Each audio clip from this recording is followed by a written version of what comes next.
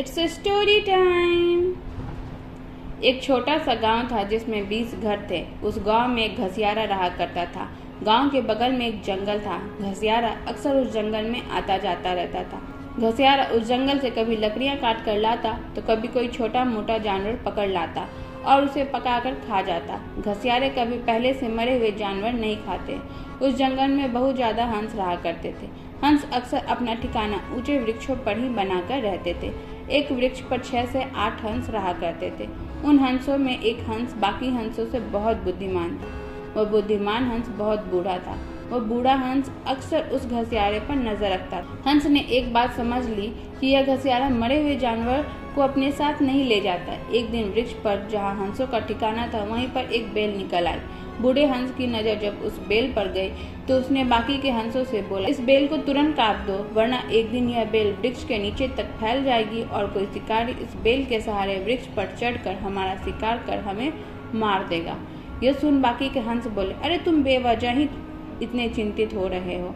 अभी यह बेल बहुत छोटी है तो इसे बढ़ने में अभी बहुत समय लगेगा। तब तक हम इस बेल को काट देंगे। बूढ़ा हंस अब काफी कमजोर हो चुका था, इसलिए वह चाहकर भी उस बेल को अपनी चोंच से नहीं काट सकता था।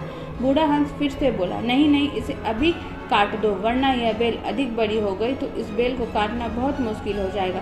तब यह बेल नहीं कटेगी। इसे अभी काट दो वरना एक दिन यह बेल हमारी मौत के कारण बनेगी। लेकिन कोई भी हंस उस बूढ़े हंस की बात सुनने को तैयार नहीं था। सब उस हंस की बात को मजाक में ले रहे थे। समय बीतता गया और बेल एक दिन बहुत बड़ा हो गया। एक दिन सभी हंस भोजन की तलाश में सुबह सुबह सूरज की पहली किरण के साथ वहां से चले गए। हंसों ने उड़ने के लिए जैसे ही पंख फड़फड़ाए थे तब उसी समय कुछ पंख टूटकर जमीन पर वृक्ष के नीचे जा गिरे। इधर घसियारा हमेशा की तरह उस जंगल से गुजर रहा था कि अचानक घसियारे की नजर वृक्ष के नीचे गिरे सफेद पंखों पर पड़ी। घसियारे ने पंख उठाकर देखा तो तुरंत समझ गया कि यह तो हंस के पंख है।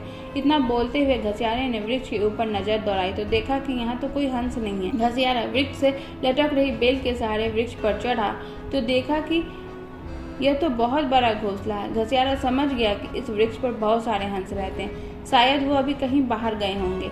खाने की तलाश में घसियारे के मन में एक ख्याल आता है कि क्यों ना सभी हंसों को एक साथ पकड़ लिया जाए।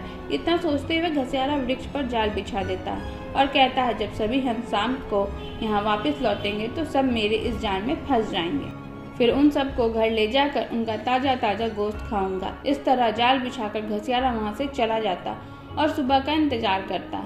इधर शाम होते ही जैसे ही सभी हंस वापस अपने वृक्ष पर आते हैं तो सभी हंस उस जाल में बुरी तरह से फंस जाते हैं। सभी हंस बहुत कोशिश करते उस जाल से निकलने की, लेकिन कोई भी उस जाल से नहीं निकल पाता। तमाम कोशिशों के बाद सब बूढ़े हंस से पूछते हैं कि अब आप ही बताओ क्या किया जाए। आप तो बहुत बुद्धिमान हो और तजुर्बेकार भी। बूढ़ा हंस उन सबको पहले बहुत गुस्सा करता है कि मैंने पहले ही बोला था आप सबको किस बेल को काट दो, लेकिन कोई भी मेरी बात को नहीं समझा। अब देखो नतीजा। बूढ़े हंस का डांट सुनकर सभी हंस खुद पर बहुत शर्मिंदा होते हैं और बूढ़े हंस की कही हुई पुरानी बातों को न मानकर अब बहुत पछता रहे होते हैं।